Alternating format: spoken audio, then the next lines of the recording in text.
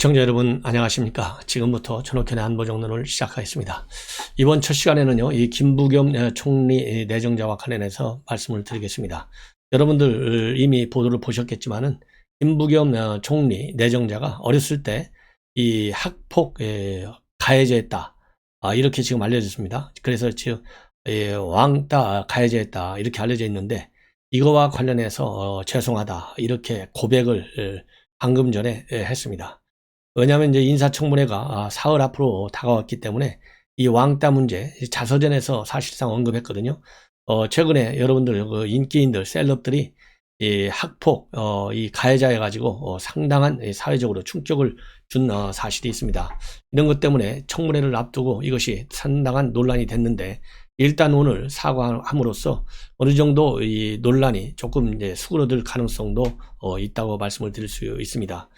이 김부겸 이 총리 후보자가 이 학폭 알려지게 된 것은요, 2015년도에 책을 하나 냈어요. 대담집 공존의 공화국을 위하여, 이런 책을 냈는데, 그때는 이 팝 칼럼니스트인 김태훈 씨와 대담을 통해서 이 책을 냈습니다.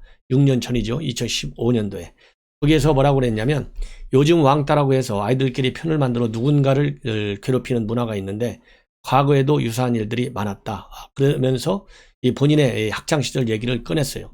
그래서 1960년대 대구 근처에 미군 부대가 많았고 당연히 호녀라도 있었는데 중국 화교 출신도 있었고 이북에서 온 피난 온 사람들도 많았다. 그러면서 이 짱꼴라, 이 안이노꾸 이렇게 부르면서 놀려댔다고 얘기를 실토를 한 바 있어요.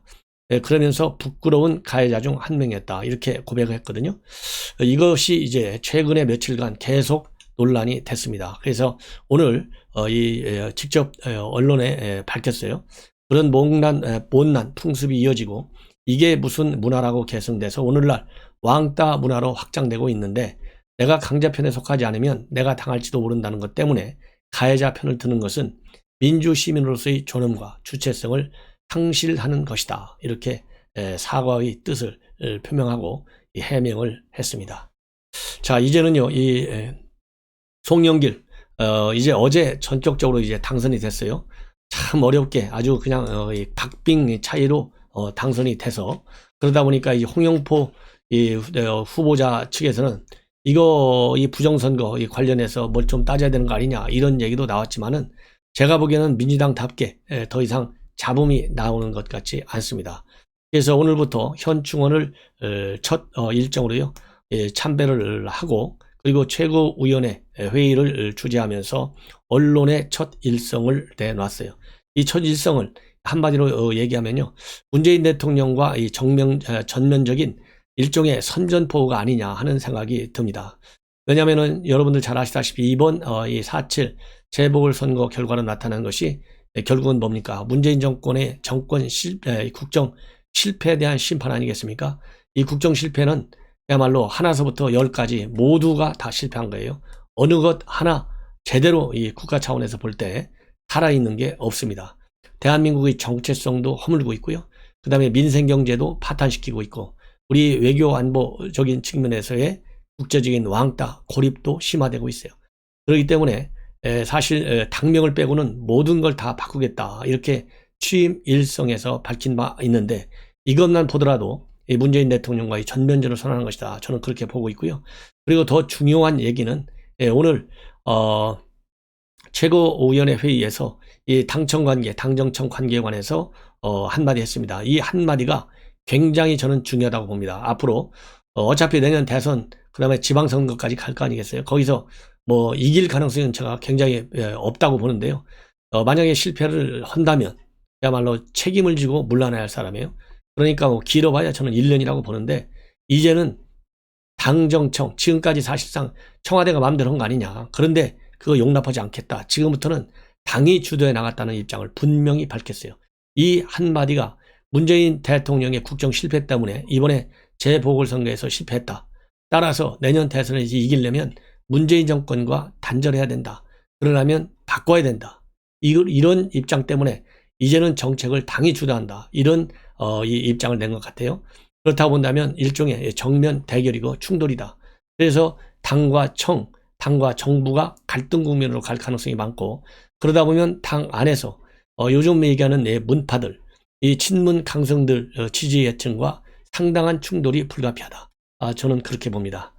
그래서 앞으로 1년 동안 여러분들께서 보시기에요, 그러지 않아도 혼란스러운 실패한 국정을 이끌어 왔는데 앞으로 갈등 관계가 전면에 불이 붙으면서 그야말로 전국의 혼란상은 앞으로 더 가열될 수 있다, 이렇게 봅니다. 자, 그렇다고 한다면요, 오늘 먼저 이 현충원에 가서 이 방명록에 남기는 걸 보고 이 송영길 민주당 대표가 어떤 생각을 하고 있는지, 어떤 국정을 이끌어 나가는데 여당으로서의 역할을 할 것인지 내다볼 수 있는데요, 상당히 뭐라 그럴까요, 좋게 얘기하면 균형된 시각을 나타내고 있고요, 조금 비판적으로 본다면 뭐라 그럴까요, 이 제야 야권을 지금 현재로 이제 여권이 됐는데 여권에게는 약간은 충격적일 것 같이 보여요. 우선 왜 그러느냐, 이 전직 대통령 모두를 다 참배했습니다. 이승만 대통령서부터 시작해갖고 전부 다 이 묘역을 참배했어요. 4명의 전직 대통령 무역 전부 다. 물론 이것은 2015년도 이후에 협치한다, 그러는 차원에서, 예우 차원에서 추미애나 이해찬 전 대표도 모두 참배한 바 있고, 이낙연 대표는 이 코로나 방역 제한 때문에 취임 직후에는 참배를 하지 못했습니다. 그렇지만은 이 방명록 내용을 보면 이 골고루 상당히 특징적으로 썼어요. 이 김대중 대통령 방명록에서는 민유 방봉, 그 다음에 본고 방영, 그러니까 국민이 근본이니 국민이 근본이고 근본을 잘 해야만이 국가가 안정적으로 잘 유지가 된다, 이런 입장문을 내놨습니다. 그리고 실사고시 김대중 대통령님 정신을 계승해 나가겠습니다, 이렇게 썼고요. 김영삼 대통령과 관련해서는 군정종식 하나의 해체, 대통령님 사자후를 기억합니다, 민주주의를 지켜가겠습니다. 예. 그래서 여기서 특징적인 게 말이죠, 이 YS에 대해서는 민주주의를, 그리고 DJ 대통령에 대해서는 실사구시를 강조하고 있습니다. 사실 민주주의 하면 뭐 YS, DJ 거의 뭐 다 대한민국 민주화에 크게 기여한 대통령은 물론 맞습니다만은, 사실상 이 민주주의 그런 이 탄압받은 측면으로 본다면 김대중 대통령이 민주화에서는 더 앞장서는 것이 아니냐라는 이런 세간의 평가가 있는데, 이 세간의 평가와 달리 김대중에 대해서는 시사구시, 그 다음에 YS에 대해서는 민주주의를 쓰고 있다. 그리고 이 박정희 대통령, 이거와 관련해서도 상당히 저는 그래도 송영길 대표가 이 부분에서는 상당히 균형 잡힌 시각을 가지고 있다, 평가해 주고 싶어요. 뭐라고 되어 있냐면, 자주국방 공업입국 국가 발전을 위한 대통령님의 헌심을 기억합니다, 이렇게 써놨고요. 자, 그러니까 이 산업화에 대한 이 이 박정희 대통령의 기여, 그리고 국가안보에 대한 기여를 확실하게 인정하는 거예요. 이 점에서는 솔직 담백하다, 그렇게 저는 봅니다. 그 다음에 이승만 대통령 모욕에서는 3.1 독립운동 대한민국 임시정부와 1948년 대한민국 정부 수립에 기여하신 대통령의 독립정신을, 애국 독립정신을 기억합니다, 이래서요, 이 이승만 대통령에 대한 역사적 평가 나름대로 인정하려고 노력하는 그런 모습을 보여주고 있습니다. 그리고 YS와 이 DJ 대통령과 관련해서 언론인들과의 이 질의 답변을 통해서 뭐라고 부연 설명했냐면, 민유 방본 본고 방영, 그러니까 국민이 국가의 기본인데 이 기본을 잘 본고 지켜야 방영, 국가가 안전하다, 이런 얘기, 평안하다, 이런 얘기에 대해서는 이 송영길 대표의 정치 철학이다, 그리고 민주당이 끌고 가야 할 방향이다, 이렇게 썼습니다. 이 부연 설명을 했어요. 자, 그러면 여기서 얘기하는 국민이라고 하는 것이 문재인 대통령이 얘기하는 국민과 저는 다르기를 바람하지 않습니다. 문재인 대통령의 국민은요, 딱 절반만 생각해요. 진보 좌파 진영의 국민만. 그리고 이 보수 야권의 국민에 대해서는 꼰대식의 개념을 문재인 대통령이 가지고 있다고 봅니다. 그래서 이 송 대표가 가지고 있는 국민에 대한 인식이 문재인 대통령의 인식과는 반드시 다르게 이제 비춰질 계기가 됐는데요. 실제 그렇다 하는 것을 앞으로 당을 이끌어가면서 우리 국민들한테 보여달라. 이렇게 저는 요청을 합니다. 그리고 YS와 관련해서는 최근 조현천 기무사령관 계엄령 문건 사건을 보면서 느꼈지만 분정 종식과 하나의 해체 작업은 깊이 평가받을 일이다. 이렇게 구현을 하고 있고요. 박정희 대통령 이 자주국방 미사일 개발 사업을 선도해서 그나마 우리 국방력이 튼튼하게 되고 공업 입국을 해온 점을 기억한다. 이렇게 얘기를 했습니다. 자, 그러면요. 이제 오늘 최고회의에서 그리고 말이죠. 오늘 또 현충원에서 기자들하고 추가적으로 또 무슨 얘기를 했냐면 이거 굉장히 충격적인 얘기예요. 아들에게 들으니까 민주당이 유니폼 즉 전투복 입으신 분들에게 너무 소리한다는 이야기를 들었다. 그러면서 말이죠. 앞으로 이 아들로부터 여당이 세월호만 챙긴다는 취지의 지적도 받았다. 이렇게 밝혔습니다. 그래서 이 아들이 얘기한 세월호만 챙긴다. 지금 문재인 대통령이 최근에 이 9번째 특검으로서는 첫 번째지만요. 다시 9번째 수사 조사를 이어가는 특검을 임명했어요. 이현주 특검을 임명했는데 이현주 특검은 박범계 장관과 굉장히 밀접한 친분 관계를 가지고 있는 분으로 되어 있고 이 민변 그러니까 충청도 지역 대전 충청도 지역을 대표하는 민변의 지부장 역할까지 했어요. 이 정도가 되면 이 국민을 그리고 세월호를 문재인 대통령이 어떻게 보고 있는지 알 수 있을 것 아니겠어요? 그런데 이 송영길 대표가 오늘 아들이 그러는데 비록 아들을 인용했지만 세월호만 챙긴다는 말을 한 거, 언론에 공개한 거 이거는 상당히 의미가 있는 그런 충격적 발언이다라고 생각이 듭니다. 자, 이제 오늘 최고위원회 주제에서 얘기한 얘기 많은 얘기를 했지만은요. 압축하면 우선 이번 선거와 관련해서 매서운 회초리 잘 민심을 수용해서 민주당이 변화하고 발전하도록 하겠다. 그리고 코로나 재난과 관련해서 이 정부 방역에 협조해 주셔서 감사한다. 그리고 백신 노력 모든 노력을 다해서 11월에 집단 면역이 되도록 뒷받침하겠다. 그리고 부동산 문제와 관련해서는 당정 간 긴밀한 협의를 해서 대안을 마련하겠다. 이렇게 얘기하고요. 더 중요한 것은 진선미가 지금 현재 부동산 특위 위원장을 하고 있는데 이 위원회를 재구성하겠다는 얘기예요.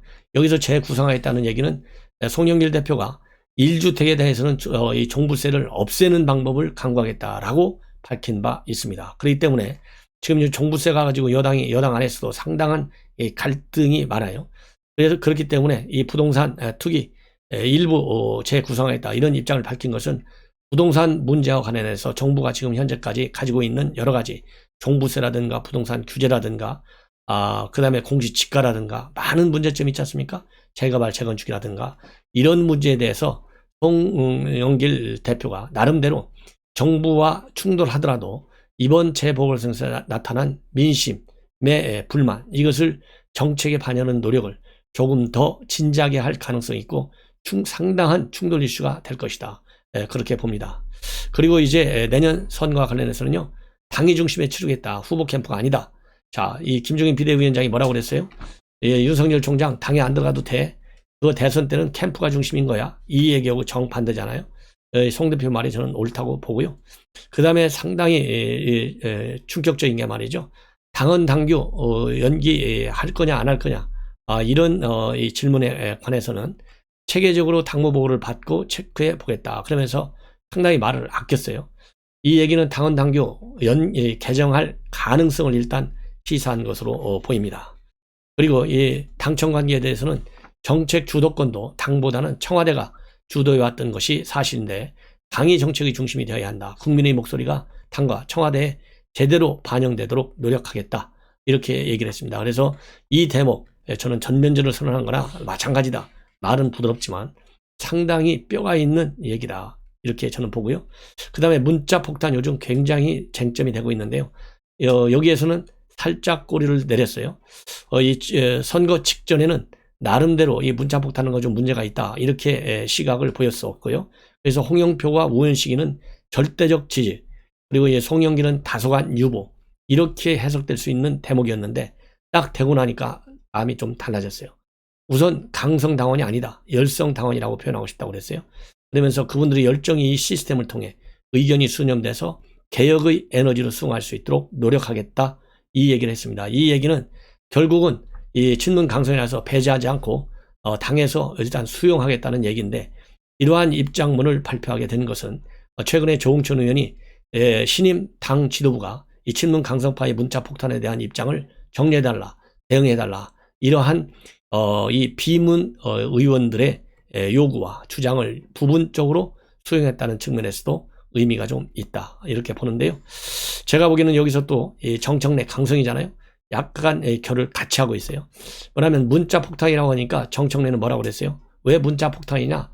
문자 행동이기 때문에 아무 문제가 없다. 그리고 20만 명이 하는 건데 대다수 당원들 의견을 대변하는 것이다. 이렇게 딱 끼고 들었어요.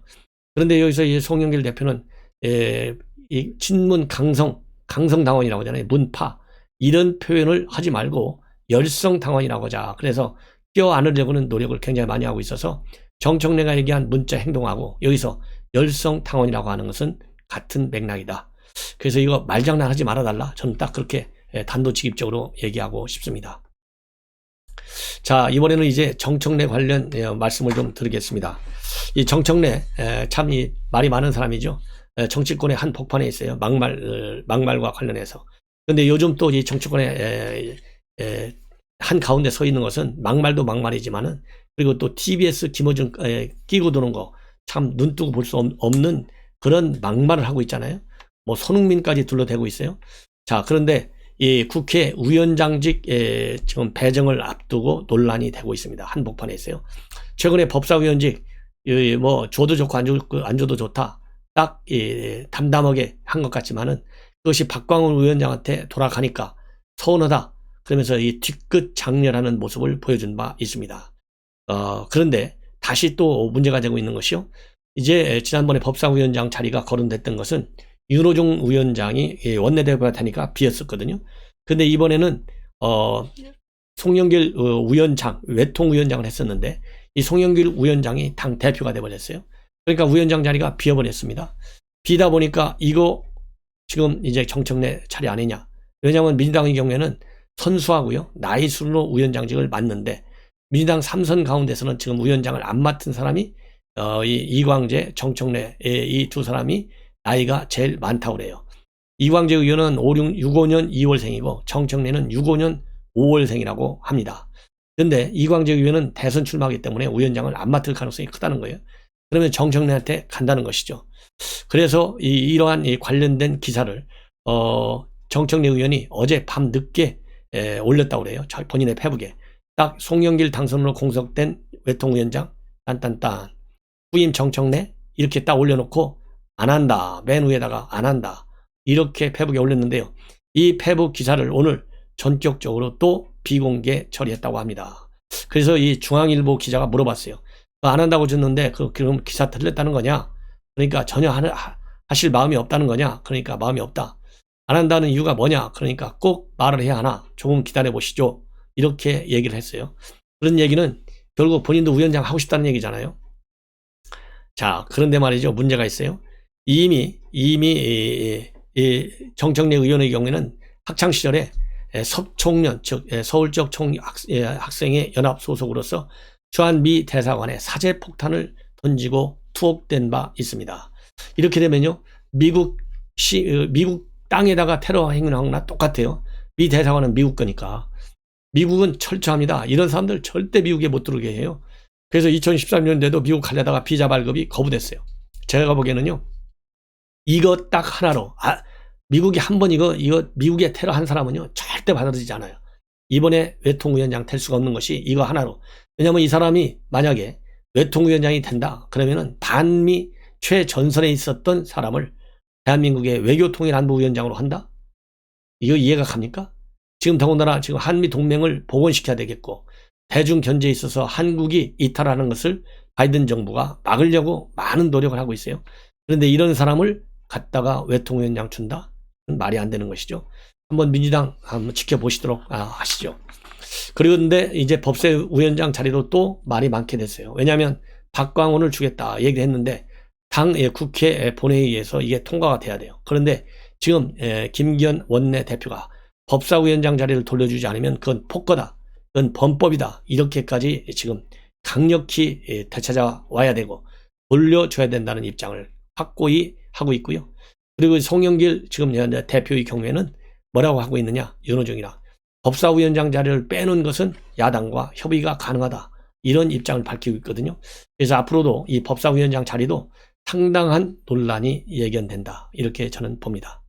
자, 이제 마지막으로 하나의 뉴스만 더 추가적으로 말씀을 드리겠습니다.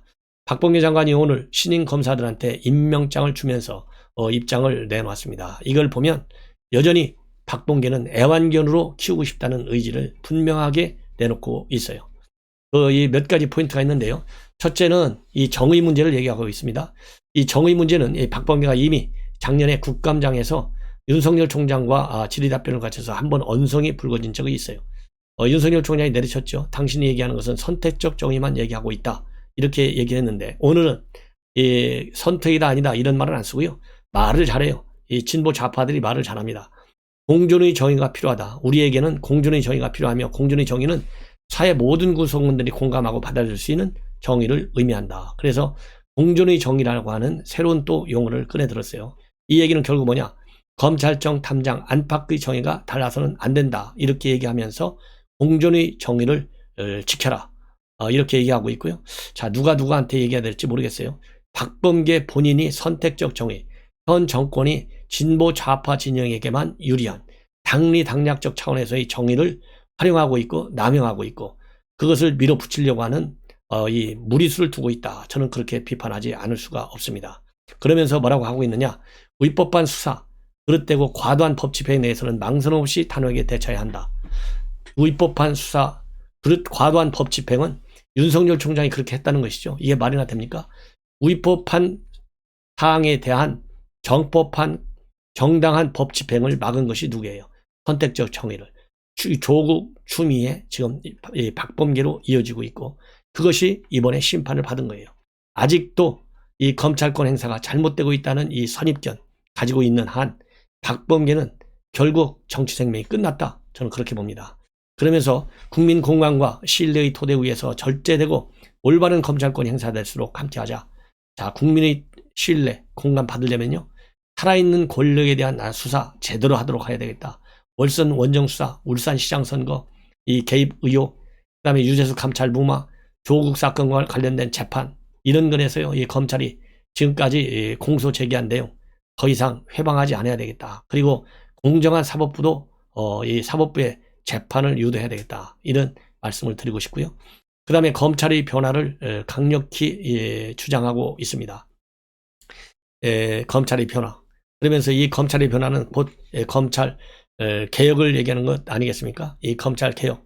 검찰 개혁이 지금 현재 이분화되어 있어요.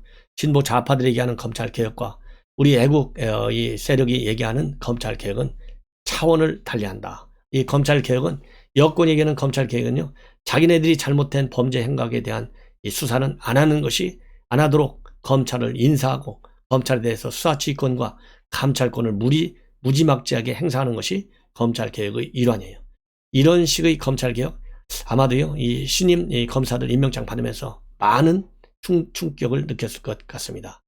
마지막으로, 그리고 형사부, 공판부, 검사 상당히 중요하다. 그동안에는 특수부 검사들만 주목을 받았는데 그렇지 않도록 노력을 하겠다, 이런 입장문을 발표했습니다. 자, 시청자 여러분, 이렇게 해서 오늘 박범계가 어떤 얘기를 했는지 여러분들께 말씀을 드리고, 이런 시각을 가지고서는 검찰을 국민의 검찰로 만들어낼 수 없다. 제가 보기에는 조남관 권한대행이 국민의 검찰이 되어야 된다, 이런 얘기를 수시로 지금 권한대행을 하면서 하고 있는데요. 박범계 조남관 권한대행한테 좀 배워라, 이렇게 주장을 하고 싶습니다. 시청자 여러분, 이것으로 제 방송을 마치고 또 이어서 중요한 뉴스 여러분들께 보도해 드리도록 하겠습니다. 시청자 여러분들의 많은 시청을 당부드립니다. 대단히 고맙습니다.